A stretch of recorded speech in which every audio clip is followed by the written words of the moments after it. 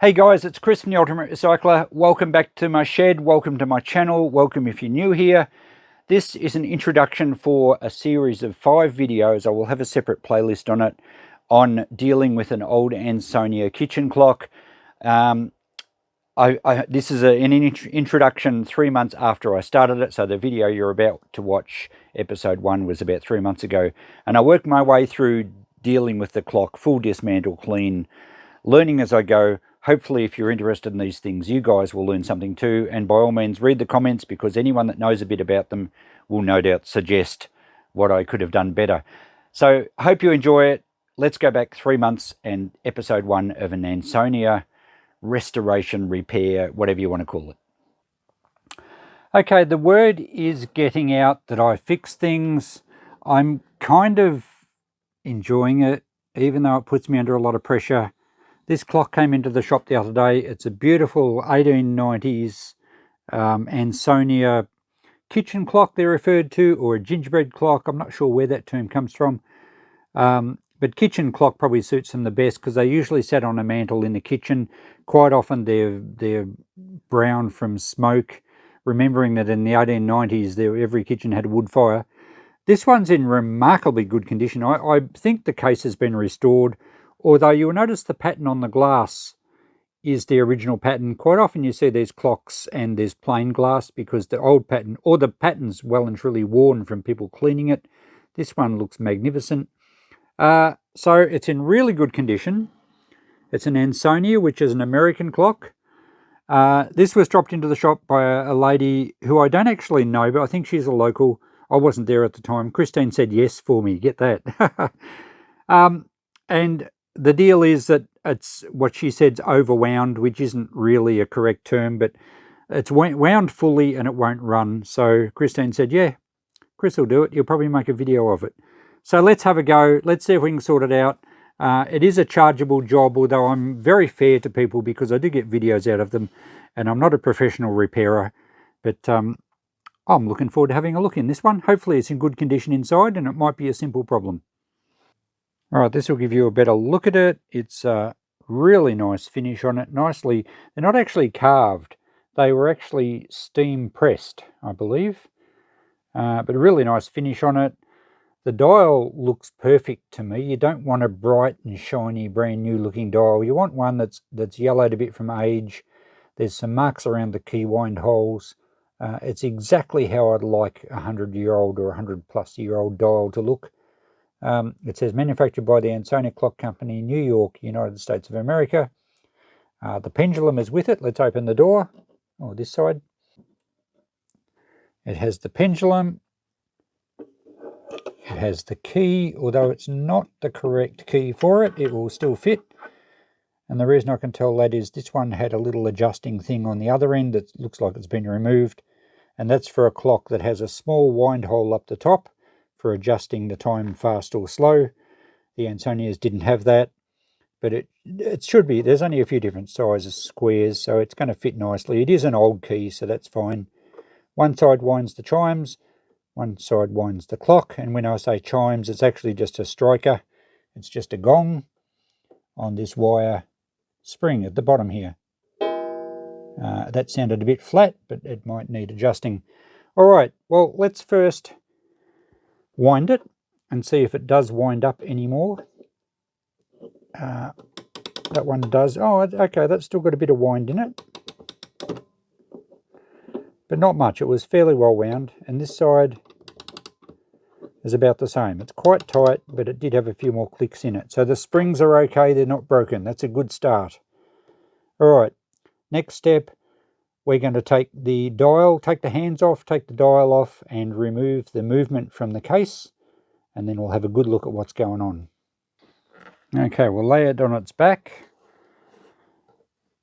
The door should be okay just to sit up there. That's fine. Let's get you closer. That should give you a better view. Now the hands are attached with a tapered pin. So we should be able to just push that out with some pliers, like so. Then there's a little domed washer that fits over the square, over the shaft. There we go. And the minute hand, it looks like it's been bent actually. Again, just goes on the shaft that has been bent. I'll straighten that up a little bit carefully. That's fine. And the hour hand pushes on to the larger shaft at the bottom. That was quite loose. Anyway, we'll check that later when we put it back together. So we need to take the hands off to remove the dial. We only have 2 screws to take the face off now.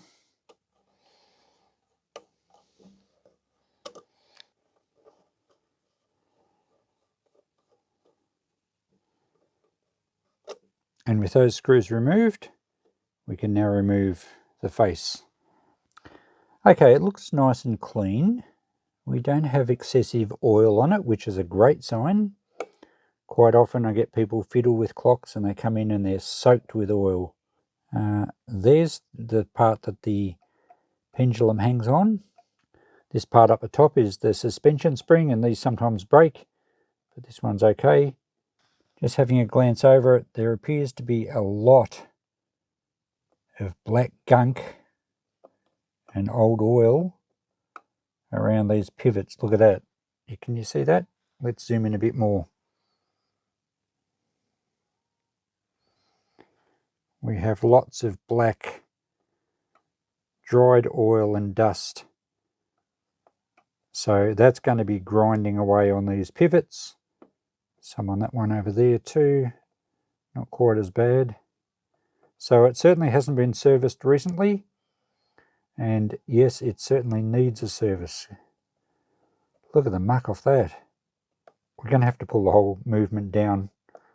I have done a video where I've taken the movements and washed them in petrol, and enough to get most of the muck out, and then give them a fresh lube, and away they go. This is such a nice clock, and it's well overdue for a service. It really needs a proper service. There's quite a lot of old oil residue around the mounting nuts here, so it has trickled down to the bottom of the movement. So at some stage there's been a bit too much oil in here, whether someone's put extra or whoever serviced it last may have just put too much. So it needs a good dismantle, clean up, and a proper service and relube. Just looking underneath, it's a lot of dried dirty oil under there, so it certainly needs, look at that, certainly needs a proper dismantle. It needs cleaning up in an ultrasonic cleaner. Now's the time. First step is obviously to remove the mounting screws. There's 4, 1 on each corner, that just screw into the back of the case, and that will enable us to remove the entire clock movement. It will leave the spring and the chime still in the back, but that's fine, that can stay there.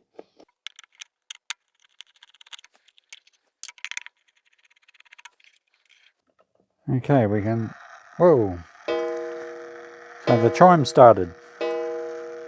There we go. Well, that mechanism seems to be working fine. I just tripped the thing over and wow, there we go, it's going again. Let's remove the movement. You can see the springs are both wound solid, so they're wound right up. And they're a relatively simple movement. Just looking at the back, we can see some black old oil around these. So all the pivots do certainly need cleaning out. Oh, that one's disgusting. Look at that. So it does need a really good clean up. Hasn't been serviced for a long time. There's dried, gummed up oil everywhere. Any wonder it's not running properly? So we're going to dismantle it, give it a really good clean up, and we'll inspect to make sure none of the pivots are overly worn. It looks okay, but it's a bit hard to tell until we get them all cleaned up. I'm fairly confident this will be just a clean up. I don't think there's anything actually damaged, and it's just purely the old oil that's causing issues. You can see it kind of wants to go. There you go. It's running on its own steam. But of course I have to hold it level so it doesn't last for long. So that gives me confidence that it is all going to work. We've just got to clean it up. Okay, let's get back to this project. It's been quite a while. I did have to order some mainspring clamps or retainers. So now that I've got them, we can dismantle the movement. I think I'll make this dismantling of the movement we'll finish up this episode, and then in the next part we'll do a cleanup and start to reassemble it. So the idea of these clamps is that they go around the mainspring and actually contain it. You know, a little bit tricky to get in. I think I've got the wrong angle. Let's go that way. There we go. So now that we've got that in around the spring, I can release the little click and gradually let the spring unwind, and I will use a modified screwdriver for that. I've actually riveted the end of a clock key on there the right size, and that allows us to hold the handle and let the mainspring gradually unwind rather than explode in some sort of uncontrolled manner. If you try and hold the pressure of the spring back with a key, you're going to end up taking skin off and probably breaking knuckles. They hold a fair bit of punch. So the idea is for these clamps or retainers to hold the spring once they relax out into them, and then we can dismantle the actual movement, and the mainsprings are contained and not a danger. So there's a little click here we have to release.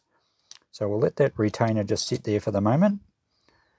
And if we take the pressure of the spring, so I can, in fact, I think I can probably lift this little click spring out of the road. There we go. So now the click will swing out of the road, and we can gradually let the power off. I'm using two hands on the screwdriver at the moment and just letting it unwind. Now I need to put the retainer up about in the middle. I've got to unwind a fair way yet. The retainer's possibly a little large. I maybe should have got a slightly smaller one. But it is unwinding, and that feels like it's taken the pressure. Make sure it's central and can't slip off. And we can just about totally let the screwdriver go. There we can now. So all that pressure's off. And we need to do that to the other side, and then we can start pulling the thing apart. Now that we have both springs contained, there shouldn't be any power left in the trains, and we can begin to dismantle. So we can take the suspension spring out of the top here, and that feels like it's been squashed up too tight. They should slip out of there, I think. Not going to fit through there. Wonder if someone squashed that up. Feels like it has been. We might have to open that slightly. Alright, my all-time favourite tool, this watch case back opener. And it's nice and thin. I think we can just open up that mounting and slide out the suspension spring. Still needs a bit more. That's got it. I've never seen one of those squashed up like that. Not sure why that's happened. So the pendulum hanger can now come out. And I think this is called the crutch, this part. Now I'm not really up with all the clock specialty names. I'm not a professional clock repairer, so feel free to add comments below. I have done some clock repair videos before where the purists have called me a bit of a cowboy because I don't do things the right way. Well, by all means, educate us in the comments. I don't mind some constructive criticism. Now that we've got the power out of the system, we can undo these nuts. And I do see a lot of clock repair guys use pliers. I'm not a fan of pliers on nuts. I think you're better off with the right size spanner, which in this case is actually 7mm. So I don't know that they were necessarily made to be a metric size, given that these were made in the US. But for some reason 7mm fits perfectly.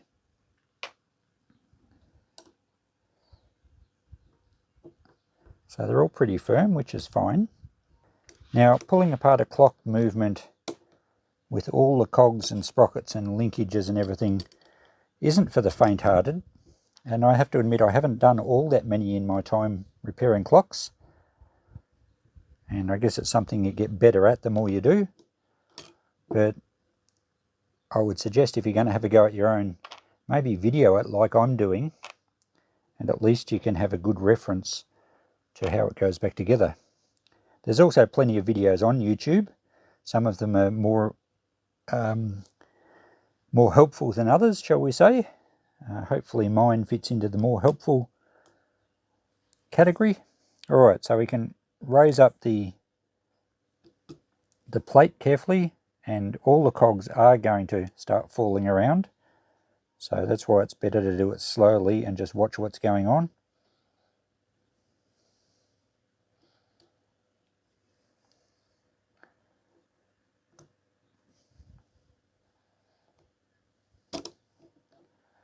Okay, there we go. Now I think that'll fit through that plate there. Yep. There we go. So there's the top plate. And we can see lots of very old oil, and it's certainly in need of a clean. So once we've cleaned it up, we can actually then inspect all the pivots and make sure nothing's overly worn. Okay, now our cogs are starting to fall apart already. So we do have, let's get some of the other bits out first that are in the road. This, yeah, the crutch and the pallet, which runs on the escape cog here. Can we get that out without knocking too much around? There we go. So that's probably one to put in last.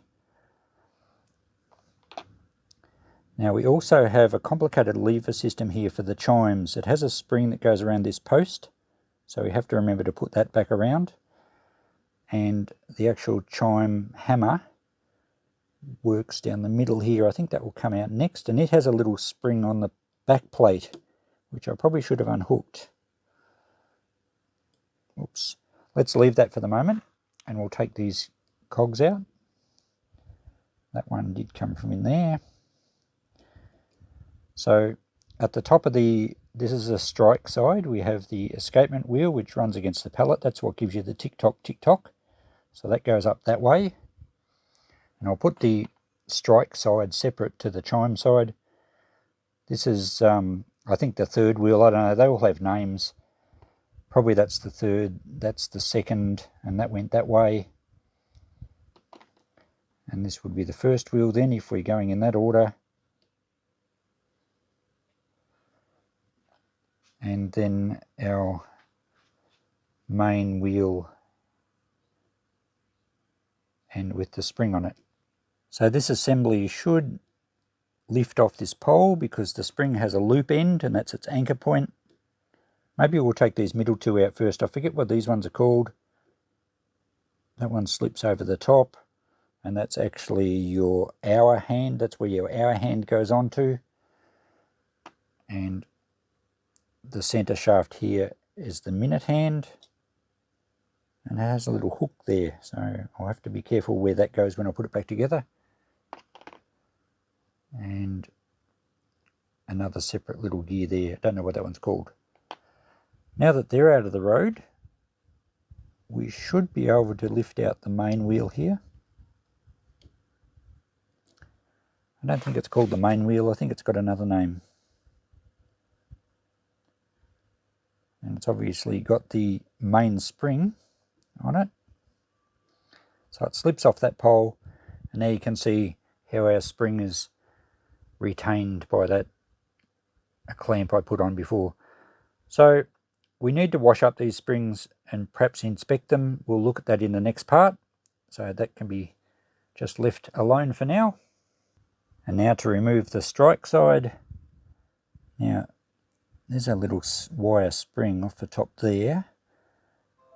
Now this is quite a complicated lever in here, and I think it's probably going to present a few awkward moments getting it back in the right place. But we'll cross that bridge when we come to it. I think we can work it out there. There we go. And I've got a separate container for the parts from the strike side. So that's the fly. That's an easy little piece to put in, and that probably goes in last. Now, we have a couple of gears here that need to be timed when we put it back together. And I'm not 100% sure on doing that, so I might have to do a bit of research before we reassemble. Oh, hang on, we've got to get this the hammer out of the road. And we still have a little spring hooked underneath the plate. There we go. So I just bent that little spring under there. Geez, look at that. Look at the dirt on that. So it's certainly overdue for a clean. So now that that's out of the road, this wheel here is probably the next one to come off. And then this one and that one are coming out together. So that's got the little pins on it for lifting the hammer when it's actually striking. And that one's got two little pins on it there, which I think work in conjunction with the lever to stop, in order for the count wheel to work properly. Now the count wheel was on the top plate, and you have a look at the count wheel here. It's got little notches, and it's got different numbers of deep notches, and that's what actually counts the number of strikes. So it has to be coordinated with the clock actually showing the right time, so you get 3 gongs at 3 o'clock. So there's a little bit of an effort to get these timed properly, and we'll work that out as we're reassembling. And now we have the main wheel here, or the great wheel. I think it's called the great wheel. And this one also has a loop end on the spring, so that will slide off the post. And you can see there, the spring's looking pretty good condition actually. And there we have our bottom plate. There's a little lever here. Does this one come off? I don't know that it does. And that has to be in the right position when we assemble it as well. So again, quite a dirty clock movement. And once we clean it all up, we'll inspect to see how worn all the pivots are. So there we go. She's all dismantled. And I've arranged my parts in 3 containers here. So that was the strike side, and that was the, sorry, that's the time side, that's the strike side, and they're the top and bottom plates, and the nuts and the other, the crutch, yeah, some other bits. So there we go. Time to clean them up now. I'll clean them up in 3 different goes. I think I'm not in a rush to do this, and that way there's less chance of getting them confused. And we should be able to, even without the video, I think we'll be able to work out how the cogs go in relation to each other when we're assembling. If we keep them separate, it's, you know, there's less cogs to go through to see which one fits the best. So I think we can work it out that way. I guess as you do a few of these clocks, you'd get much more familiar with each gear and each cog and know exactly where it goes just by looking at it. But as I said, I'm not that experienced at clocks, but I think I can nut it out, being patient and careful and videoing everything and checking out a few other YouTube videos to make sure I'm doing things right. And I think the trickiest thing is going to be coordinating the strike side so that it works and doesn't run away and just keep striking, and it does actually count the right number of hours. All right, well, we'll get out the ultrasonic cleaner. We'll make up a bit of a solution. I think I will do that in part 2. We might even have a few more parts. We might as well do this fairly thoroughly. And yeah, we'll have hopefully a going clock at the end of it. So I will do this in a few parts because then I don't have to chop out and condense a lot of it. And I think videos like this are handy for someone who isn't experienced as well and is trying to do their own. And I find that when you look at a professional clockmaker's video on how to do something, because they've been doing it all their life, they rush through parts that you probably need a little bit more information on. And then I find frustratingly, they'll show a simple little exercise and they'll show it 3 or 4 times. And I think they lose touch with what beginners are struggling to understand. So by me being a relative beginner myself and doing it fairly thoroughly, hopefully shows you guys a little bit more detailed information that you might need to see. And if I make a mistake and whatever, well, let me know in the comments if you know your way around clocks, and that way we can all learn. So we'll finish up this. We'll call it part 1. I'll be back with part 2, which will involve getting the ultrasonic cleaner out. I've got a bit of a cleaning solution to mix up. We'll clean each section. We'll inspect all the pivot holes and make sure there's not too much wear. And then perhaps we might make part 3, the assembly, and that'll give me time to learn how to do it. Thanks for watching, guys. We'll catch you in the next video. Bye for now.